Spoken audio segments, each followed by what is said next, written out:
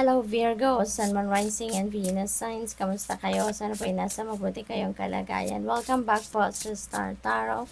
Kung bago kayo dito, welcome din kayo. Thank you sa inyong support. I truly appreciate it. God bless you all. Virgo, po na mensahe po ninyo, number 22. Number 22 is a master number, no? So, Virgo, first synchronicity sa reading ninyo. So, I suggest you please look up for the meaning of number 22 for more guidance po. So, Fool's Embrace, Transmuting Pain. Ayan. So, ngayon, matututo kayo kung paano ninyo ngayon i-handle ang mga nararamdaman ninyo, no? I-manage, kumbaga, ang inyong emotions, feelings, no?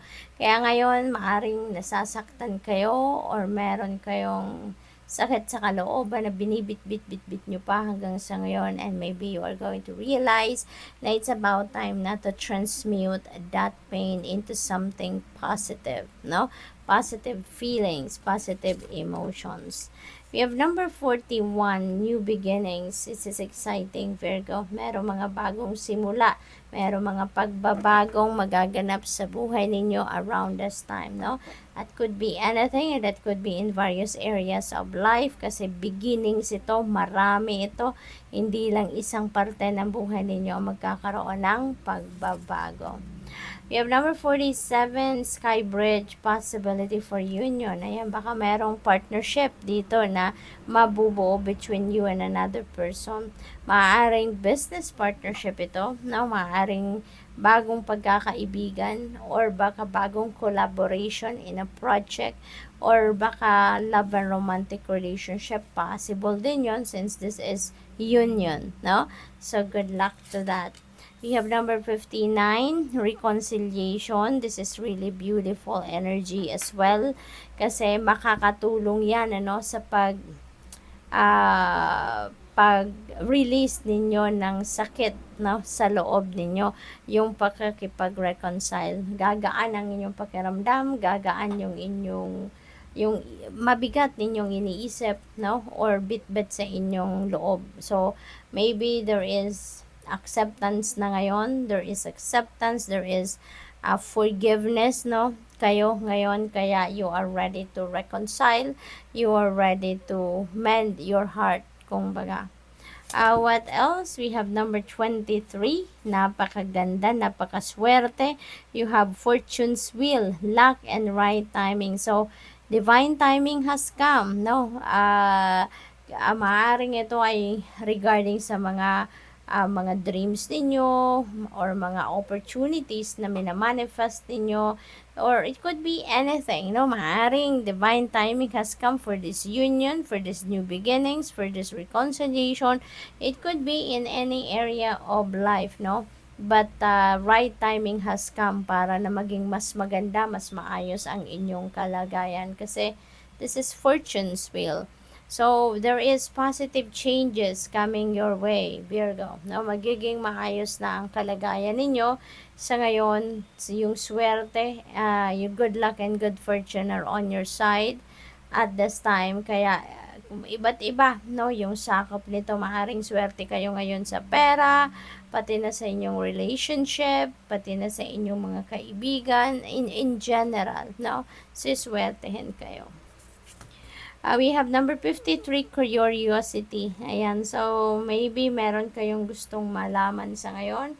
You are curious about something or about someone. So kung ano man ito, siguro nagre-research kayo, nagtatanong-tanong kayo, pinag-aaralan ninyo. Alam mo yun, yung gusto ninyong diskubrehin, no? Gusto ninyong diskubrehin ang kung anumang bagay na ito. At yun ang pinagkakaabalahan ninyo. Maybe you're learning, 'di ba? Nag-study kayo, ganon.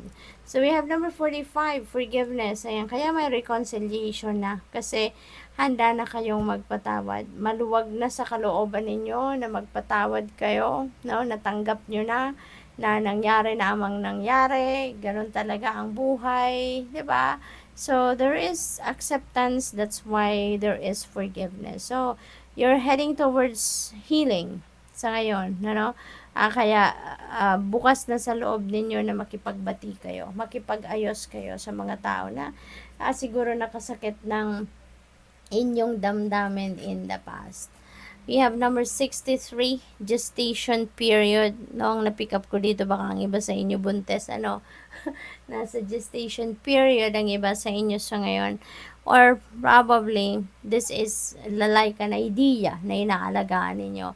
Baka this is a project, an enterprise, negosyo, no? Mga along those lines siguro din ang inaalagaan ninyo dito. Plano, maaaring nurture ninyo ang mga to.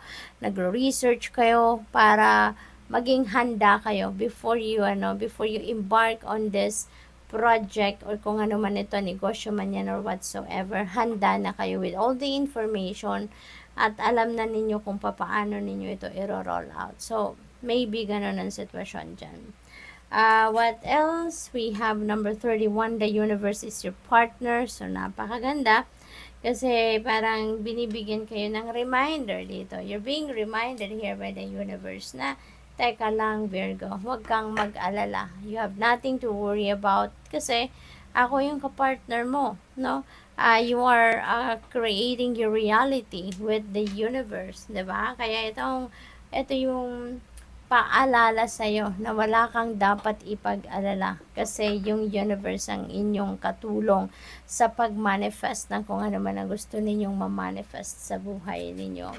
Anything is possible, diba? Kaya wag ninyong isipin na imposibleng mangyari ang mga gusto ninyong mangyari or kung ano man ang mga pangarap ninyo or ano man yung mga ine-envision ninyo for yourself because everything is possible with the universe.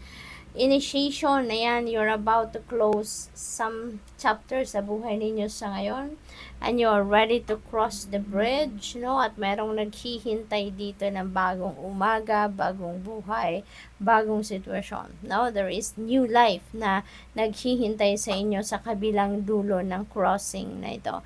But yung gagawin ninyo muna, you're going to remove, no? Something or someone out of your life na hindi na nagsiserve ng inyong highest good and you are ready to cross the bridge, no? Na mas magaan na ang inyong pakiramdam at meron na naghihintay na magandang umaga. We have 38 many mask.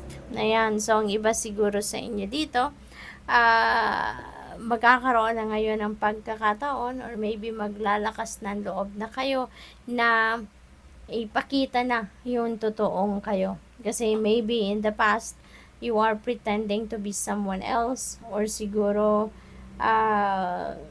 ginagawa ninyo ng pabor ang ibang tao. You're trying to please other people kaya kahit hindi yun yung gusto ninyong gawin, kahit hindi yung bukal sa loob ninyo na gawin ang ibang bagay, but for the sake, no, of happiness or satisfaction ng ibang tao ginagawa ninyo. Pero ngayon, maaaring tatanggalin mo na yung ganong klaseng approach sa buhay, no? And you are going to reveal your authentic self. So, good luck. Thank you for watching. Love and light. Namaste.